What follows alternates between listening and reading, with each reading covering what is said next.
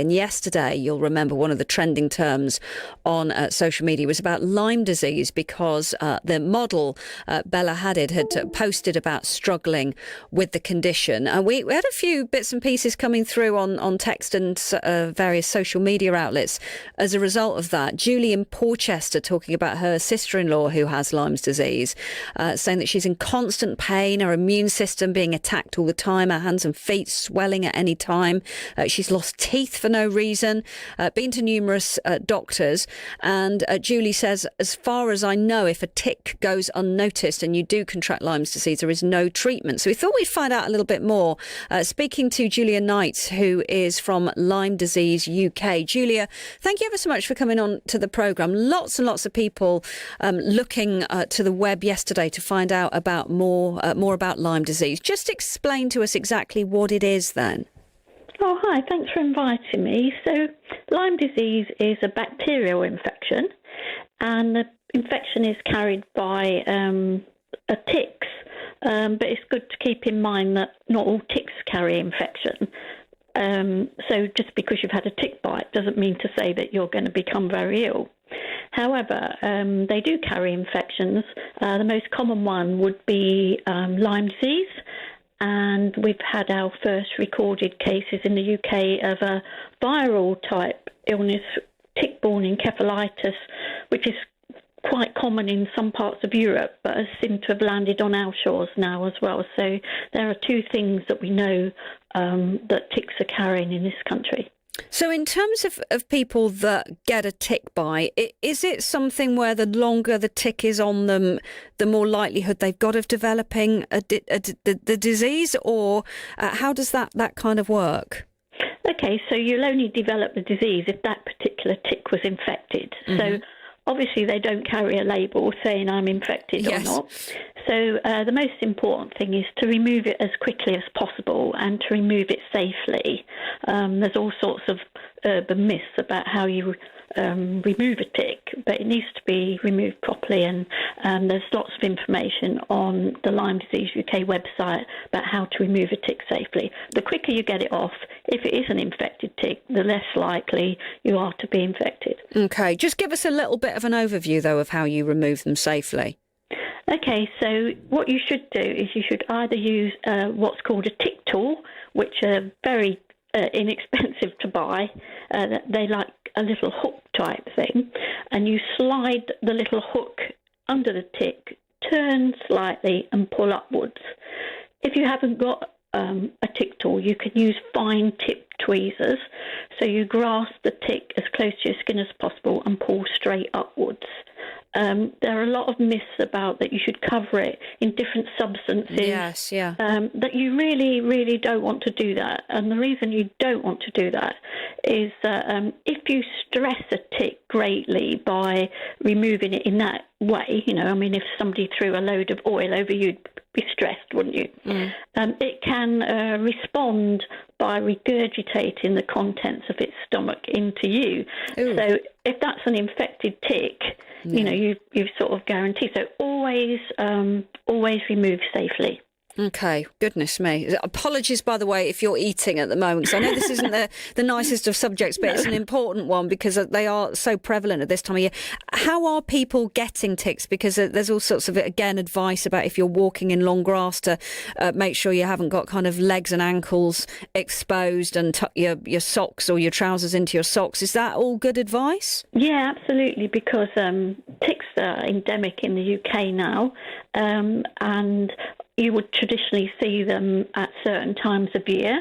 So that would normally be early spring to late autumn. But because our winters are becoming warmer and wetter, we're seeing tick activity all year round. So, and you would normally think woodlands, heathlands, the normal places where you would overgrown grass, bracken, but they have been found in urban parks and gardens. So prevention awareness first is the key to this. Awareness, being aware, and prevention is right behind it. So the things you can do is consider insect repellent, using insect repellent, particularly if a very outdoorsy person, you're an avid hiker, camper. insect repellent, wear long sleeves and long trousers, like you've just said.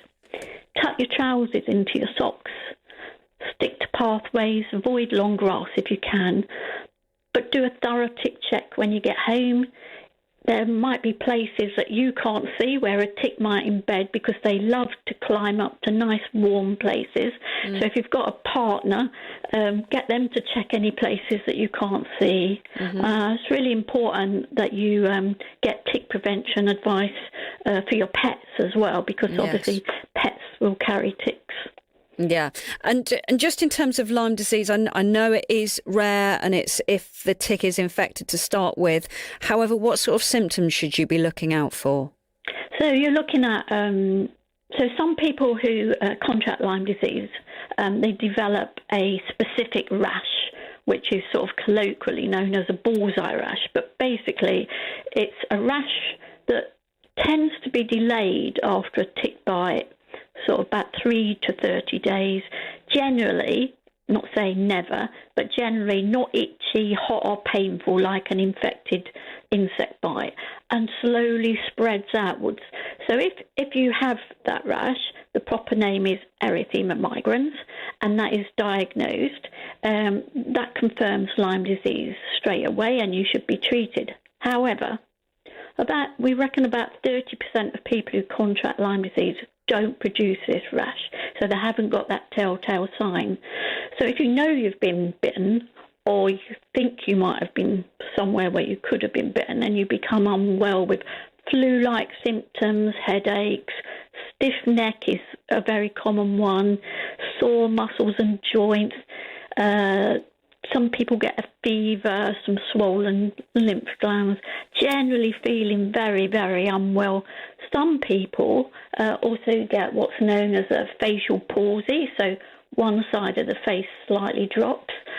All those things together, and again, this is all on our website. If people want to check, you should seek medical advice, because the quicker it's diagnosed, the quicker it's treated, the less likely you are to have long-term symptoms that can be difficult to treat.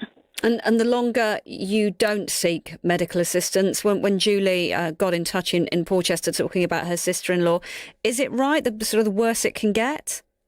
Well, the thing is, if it's not diagnosed and treated,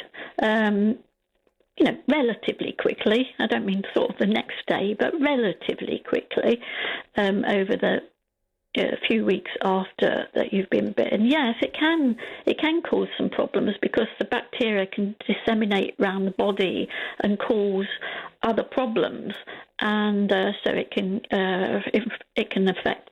In a few cases, it can affect the heart, it can affect the nervous system, because the bacteria has, disseminated around the body.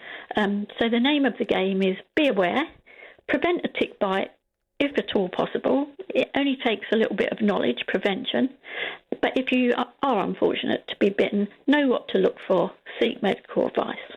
Brilliant advice. Julia, thank you so much for coming on to the programme. Julia Knight from Lyme Disease UK. And if you do want to find out a little bit more, you can go on that website, lymediseaseuk.com, lymediseaseuk.com.